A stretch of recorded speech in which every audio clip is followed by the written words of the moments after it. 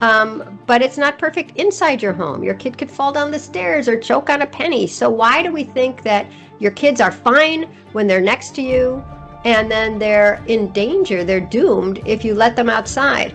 And the weird thing is that slowly things have been going worse for American kids as we've clamped down on their freedom, because over the decades, there's amazing stories about how much people used to roam around as kids and what was normal 1 generation ago, 2 generations ago, 3 generations ago. Forget it. It's like reading about, Benjamin Franklin.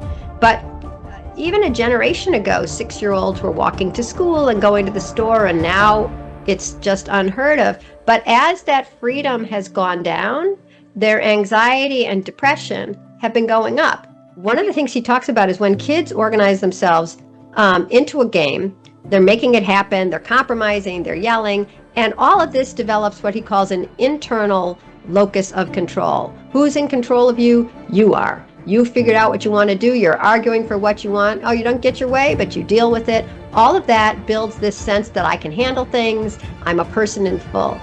I guess it's just that all I do these days is talk, right? I mean, this is like what I'm doing with you is sort of my day, and then I'll write an article. As you know, I have a deadline. But really, the same thing that reporters have always done, which grows their mindset on a daily basis, is talk to somebody new, ask them a bunch of questions, go, wow, I didn't know about that, and then ask them some more. So for me, I read a lot of books, but I'd say the way I generally learn is just by talking to people and asking questions. And then I started and I stopped. It's like I learned so many amazing things every day, like just weird facts and stuff, that I started putting like what I learned today. But I stopped that, so maybe I should start that again. What I would say is, first of all, I'd sit on the ground with my knees like in a W, because that's how I always used to sit on the ground. And maybe I'd be looking down because I had never given a public speech before. And then I'd tell them the truth, which is, I'm here because my mom told me, march to your own drummer. She just believed that I could do anything. I wasn't going to be sad or bad or unsuccessful just because I was a weirdo. I used to make sculptures out of toilet paper. I just did all sorts of strange things on my own. And that was the wind beneath my wings.